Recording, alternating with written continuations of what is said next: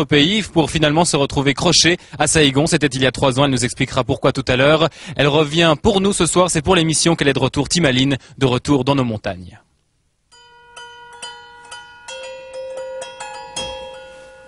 Tên của tôi là Tim và tôi 23 tuổi rồi. En vietnamien, mon nom c'est Tim et j'ai 23 ans. En français, on m'appelle Aline. Je suis artiste peintre. J'habite depuis maintenant 3 ans au Vietnam. Je travaille avec des enfants et orphelins et handicapés. Et je leur apprends à lire et à écrire. Hein? Il faut qu'il tire son bras, c'est pas facile ça. Tire son bras plus loin.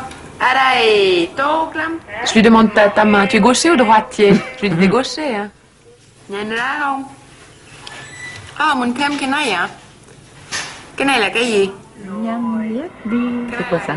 Nhanh biết đi rồi, ça veut dire nhanh c'est déjà marché.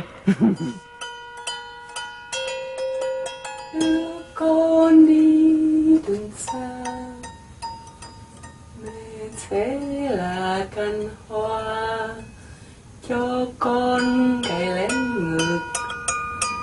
Cha mẹ là lá chanh che chở suốt đời con. Quand je suis arrivée au sud du Vietnam, il y a une réalité qui a bouleversé ma vie. J'ai rencontré un petit Cambodgien qui était en train de mourir sur le trottoir. Et je l'ai ramené chez moi et je m'en suis occupée. Le projet de la Maison Chance, c'est de créer un centre de formation pour eux, pour qu'ils retrouvent un équilibre, une certaine solidité et par la suite qu'ils puissent peut-être devenir enfin indépendants et revenir dans la société pour aider les autres. Timaline, bonsoir. Bonsoir. On peut l'applaudir au passage. Alors dis-moi, où vis-tu actuellement? J'imagine que c'est pas dans le palais qu'on a vu dans le dernier plan. J'habite depuis 3 ans donc, au sud du Vietnam, à Ho Chi Minh Ville, dans la banlieue, donc dans la campagne. Mais j'habite pas toute seule. J'ai, comme vous avez pu le voir, une grande famille. Maintenant, on est 20 personnes dans ma maison.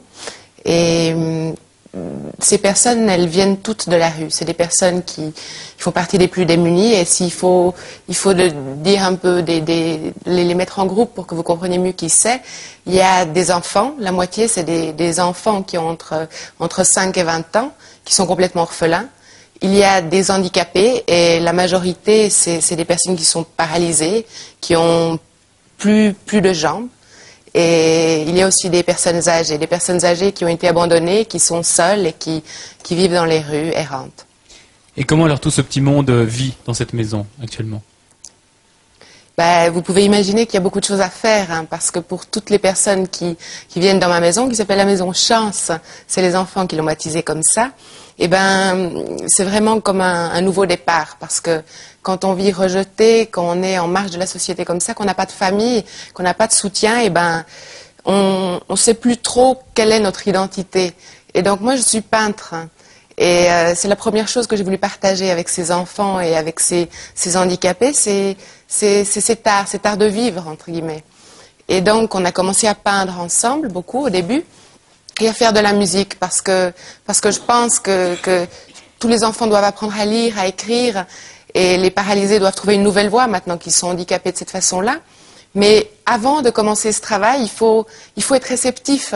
Quand on ne sait pas qui on est et qu'on est habité que par des terribles souvenirs, il faut faire un nettoyage. Et la peinture, c'est la voie, parce que c'est par cette possibilité d'exprimer tout ça qu'on peut être enfin vide.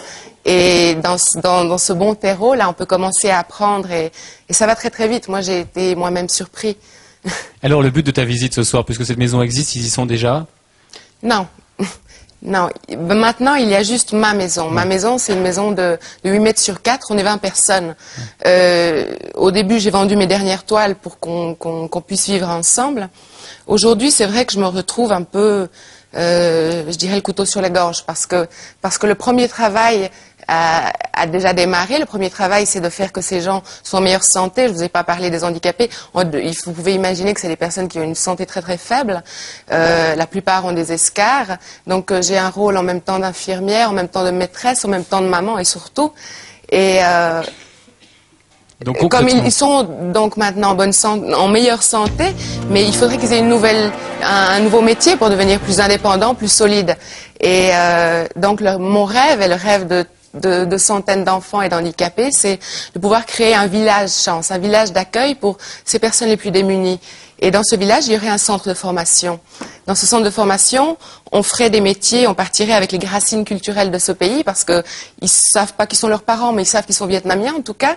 Et à partir de ça, on pourra créer des objets d'art et faire une petite entreprise pour être petit à petit indépendant. Et ça le deviendra un jour, donc concrètement, c'est quelque chose de fixe dans ta tête. Alors qu'il est, qu'est-ce qu'ils font là? Il est quelle heure Ils là-bas? pensent à moi très très fort. J'imagine que c'est Oui. réciproque. On peut l'applaudir, je crois. Oui, Timaline.